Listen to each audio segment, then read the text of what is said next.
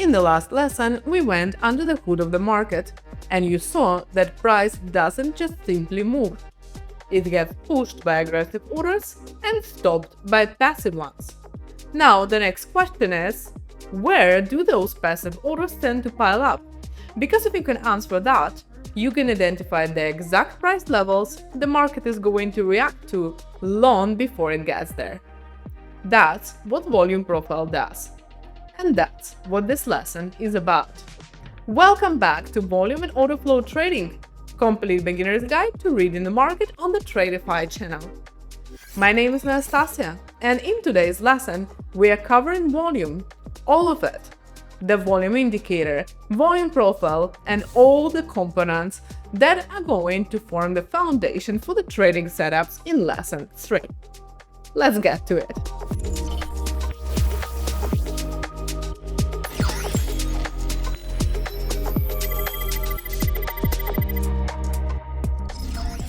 Before we get into the actual volume, let's make sure that we are speaking the same language. On the previous lesson, we looked at ask and bid from the perspective of the depths of market, which, as we know by now, only reflects limit orders. If we are talking volumes, when we say ask, we include buy by market orders, but also buy limit orders and stop losses of sellers. Why? Well, because when you are short, your short position is closed by opening the opposite long position for the same size.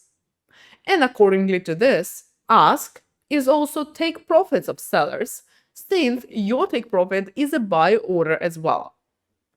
As you may have now realized, bid in these terms will include sell by market orders, but also sell limit orders and stop losses of buyers.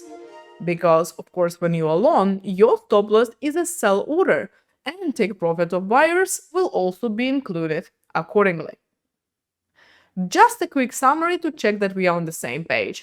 A buy position is always closed by a sell, and a sell position is always closed by a buy, and every single transaction in the market is two-sided.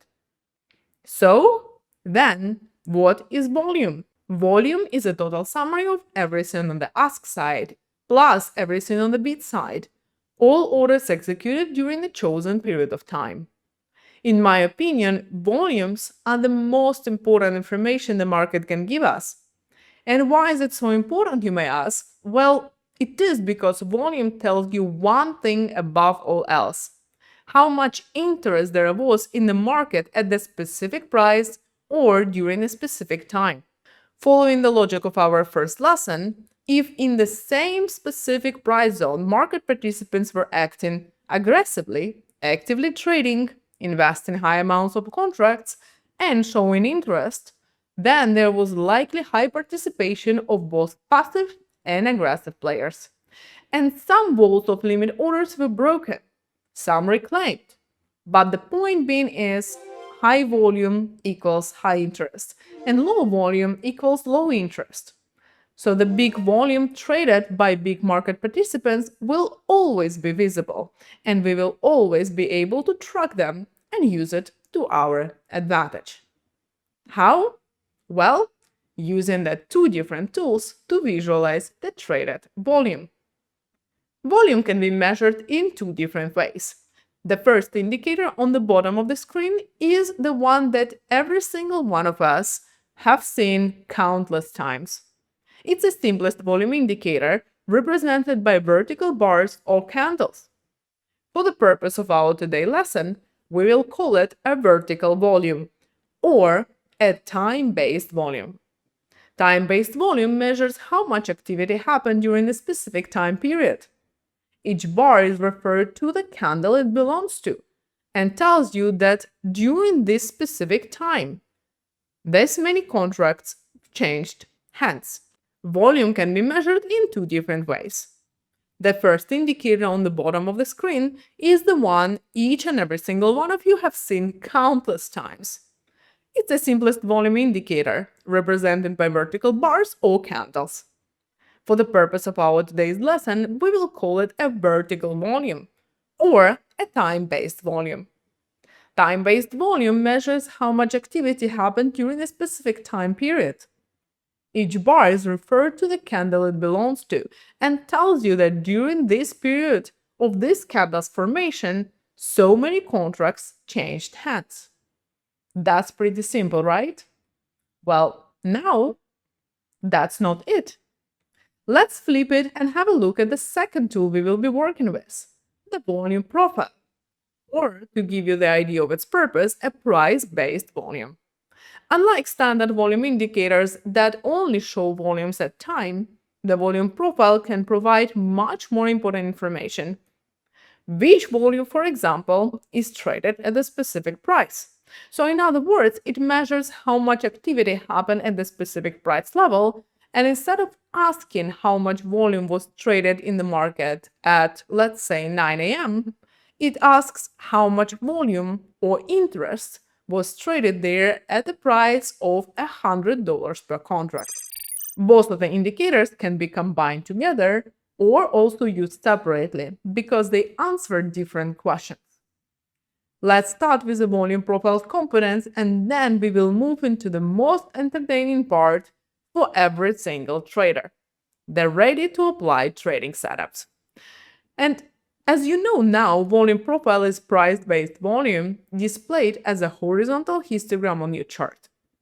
The wider the histogram at the specific price level, the more contracts were traded there and the more market interest existed at the price. Why does this matter? Well, think back to the lesson number 1.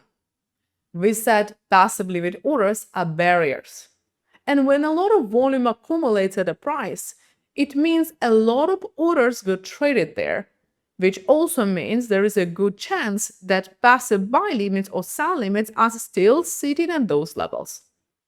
And passive orders, as we know, stop price movement.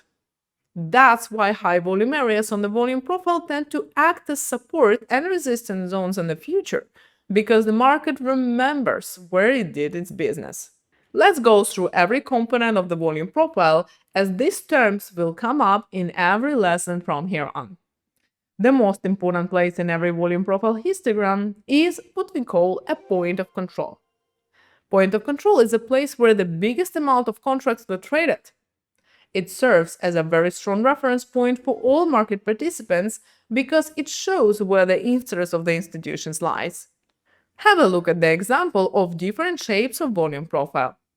Point of control is highlighted in each one of them. Price usually makes quick, strong reactions to point of control levels. However, personally, in my trading, I don't trade points of control blindly. I combine information I get from the price action with information the volume profile provides. And this combination gives me the perfect market overview I need for my all analysis. Next up, the value area. The value area is a darker section of your histogram. By default, it represents a price range where 70% of the total volume was traded during your selected period of time. So if, for example, 100,000 contracts were traded in total in histogram, 70,000 were traded inside the value area, and the remaining 30,000 in the lighter zones above and below. Value area high and value area low are accordingly the upper boundary and the lower boundary of the value area. These two levels are really important as much as the whole zone is, because price holding above the value area high or below the value area low helps you to read the intention of the market participants and the domination of buyers or sellers for the current period. Price also frequently reacts at value area high and value area low, and many traders use them as entry or exit references. We will be covering exactly how to use them in the next lesson, and apart from point of control, I also look at other heavy volume areas. They work more or less the same way as a point of control does, because the logic is the same. Big volumes equal big players. We will call these zones volume extremes or high volume node. They are the widest part of the histogram, and here is something worth memorizing. The biggest volume tends to accumulate during consolidation, when price barely moves. That's counterintuitive, right? Yeah, it can be, but when prices range in tightly, there is time for orders to stack up. And all that activity leaves a mark on the volume profile, so extreme zones often act as support or resistance and helps you to anticipate the price reversal long before the price actually reaches a specific zone. And last but not least, the low volume area or the low volume node. These are the opposite of extremes. A low volume node is where the histogram is at its narrowest. Minimal volume was traded, and the zone called the minimal interest of market players. And here is the second paradox. The biggest price moves usually happen through the thinnest volume areas. Why? Well, because when price moves fast and impulsively, it burns through those low volume zones without resistance because there are barely any limit orders to stop it. And no barriers, of course, no friction. So big candles equal low volume. And big consolidations usually tend to create the high volume zones. And the more you internalize this, the more price action will start to make sense to you. Okay, that was a lot of new concepts in one lesson, I know. But here is what you now have. You understand what volume actually measures, the difference between the volume indicator and volume profile. And you know every key level, value area high, value area low, point of control, extreme and low volume nodes, and what price tends to do at every single one of them. Now, as lesson 2 is behind you, if you absorbed what we covered in both of the first lessons, you're already ahead of the majority of traders who've never looked at the chart display. In lesson 3, we take all of this and turn into the 2 specific volume profile setups which you can start applying to your chart straight away.